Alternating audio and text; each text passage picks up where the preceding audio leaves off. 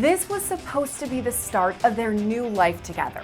An engagement caught on camera with a thrilled bride-to-be.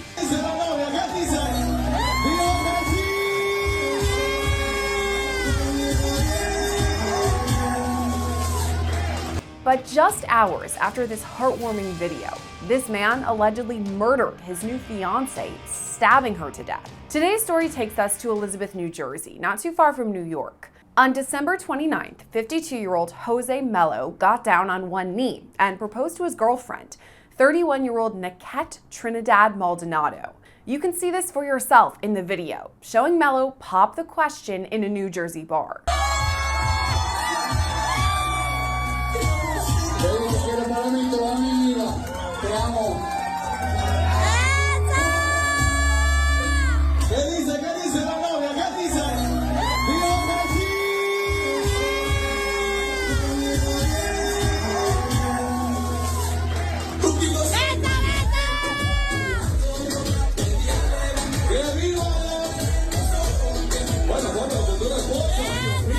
The reason we have this video at all is because Melo himself posted this supposedly happy moment to his own social media as a way to celebrate. It was about 9 o'clock the next morning, though, on December 30th, when police responded to reports of a stabbing. Inside a home, police discovered Maldonado's body. She was pronounced dead at the scene, and investigators have since revealed she was stabbed to death. A few days later, on January 2nd, her newfound fiancé was arrested. Jose Melo now faces multiple charges, including first-degree murder, third-degree possession of a weapon for unlawful purpose, and fourth-degree unlawful possession of a weapon.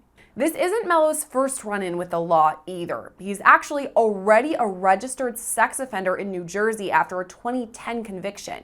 Back then, he attacked a woman with a box cutter before sexually assaulting her. It's unclear what led up to that attack or the attack of Maldonado. So far, investigators haven't revealed a motive, so we still have a lot of questions. What we do know about Maldonado comes from a GoFundMe page created by her aunt. According to the posting, Maldonado mostly went by the nickname Naket.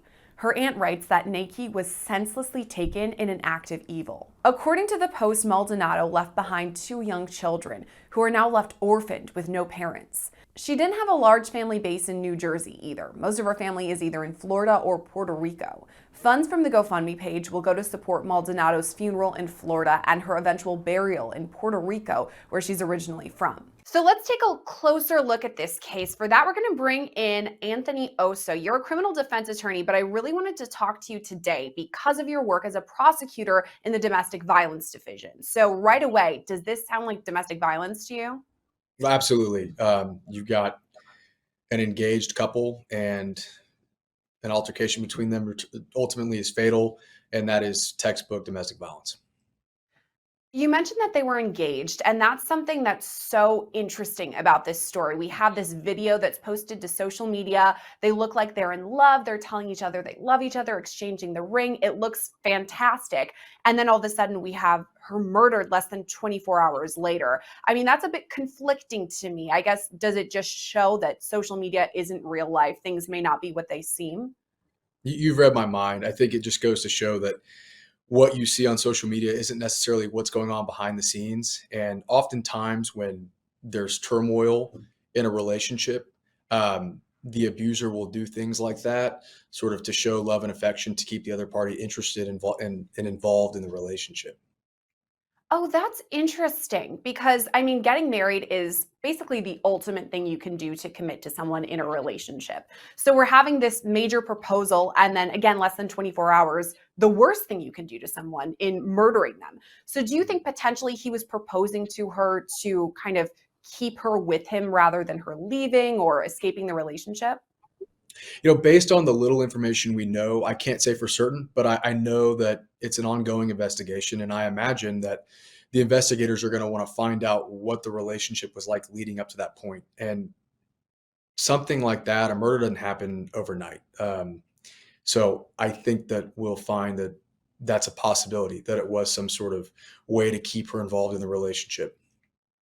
You mentioned the past of their relationship, and that immediately crossed my mind too. Like, how long have these two been together? What was their relationship like in the past? Were police involved? Was family and friends, were they concerned? All things like that. So, is that something investigators are really going to take a deep dive into their past relationship? Absolutely. In murder cases, typically, you're allowed to get into, in the trial setting, you're allowed to get into the nature of the relationship in order to establish um, what it was like between the couple or the people that were involved, the victim and the alleged murder. So in this case, I don't think there were witnesses. I think it was only two of them at the residence when she was stabbed. That leaves a lot of room for defense to bring up self-defense arguments or sudden passion type arguments. And it's important for investigators to talk to people surrounding them to really get an idea of what their relationship truly was like.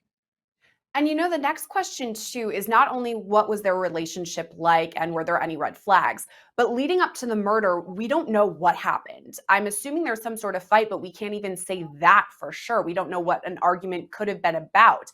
Is that something investigators are also going to look into, the moments right before this stabbing? Certainly, it is. It's more difficult because they don't. I don't think that they have eyewitnesses, so they're going to have to be more creative. They're going to have to look through potentially the victim and the defendant's cell phone um, to try and see if they can look at communication between the two of them to see what was going on in their minds. The physical evidence throughout the crime scene. Were there things thrown across the ground? Did it look like there was a struggle? Does the defendant have defensive wounds? Does she have additional wounds that weren't from a knife or a sharp object that could cause a stabbing? So there's a lot of things that the investigators are going to need to find out during their investigation in this case. And you mentioned cell phones, which is something I talk about in pretty much every story I cover because we all have our phone with them, with ourselves. Sometimes we have our extra phone for work. I mean, it has so many details. And you mentioned their conversations probably via text or maybe even social media. But do you think investigators are going to dig a little deeper too to see who else they were talking to? I mean, I'm just spitballing here. We don't have this confirmed or anything, but potentially if there was infidelity, one of them is talking to another person, something like that. Are they going to make sure to get all the info from the phone? Sure, I think any information like that, like potential infidelity, where they're talking to other people, I think that that could be really useful evidence if you're a prosecutor to say, well, here's the motive for the defendant to commit the crime, right? And motive can be used to show intent, and that's really important when you're talking about a murder trial or murder case. And I know we've been talking a lot about the things we don't know. We still have so many questions that we're hoping to have answered. But what we do know is that she was stabbed to death. And immediately, whenever I hear this, the fact that we have the suspect who allegedly stabbed her and killed her, that is such an intimate way to kill someone. It's physically exerting your body, but also you have to be very close to them. You have to continually stab her. We don't know how many times, but again, more than once, I'm assuming. Does that factor in at all? Is that something that prosecutors are going to highlight, that this was such an intimate crime? Oh, absolutely. I mean, gruesome is the word that comes to mind when I think of a stabbing case. And it's a very intimate way to kill somebody. It's a very violent way to kill somebody, and it's not typically instant. So I imagine that the prosecutors will lean into that heavily. And from a defense perspective, they may try to use it to say, well, sharp objects are easily accessible. And if I've got to think that they've got to go with a self-defense argument here, they're probably going to lean into that it was an object used for self-defense. If we're talking about self defense and what sort of story he could bring to the table, you said that's going to be their route, likely is self defense. But how do they prove it if there's no witnesses except for him? Sure, it's plausible. I don't know for certain that that's what they will do, but it's a possibility. I don't know that identity is going to be the route that they can go because he was the only person on scene. Um, but looking at the physical evidence, his testimony potentially, but I think that there's some prior criminal history which will limit his ability to take the stand in any trial. So it's likely going to come down to the physical evidence on scene. You brought up the prior criminal history, and that's a great segue because I want to talk about that too. Back in 2010, he was convicted. He threatened this woman with a box cutter. So, again, another sharp object. And then he apparently sexually assaulted her. So, he's on the sex offender registry as of now. He's been convicted of this crime. So, right away, I'm thinking prior bad acts. It's kind of similar in a way. This woman wasn't killed, but a similar crime. Is that something that the prosecution could bring in?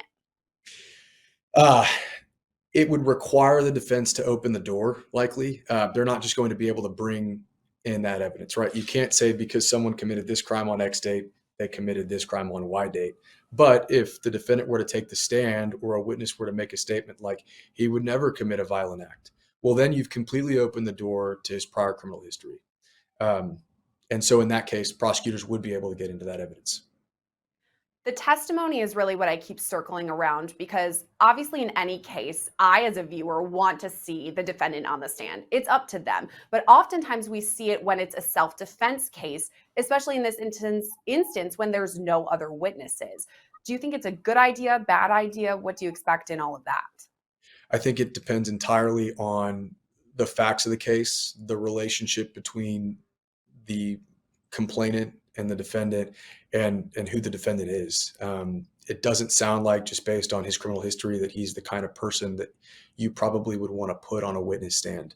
But that's just my 2 cents on the little bit of information I have at this point in time. So it just depends. Yeah, I guess we'll see which route he decides to go, his defense decides to go.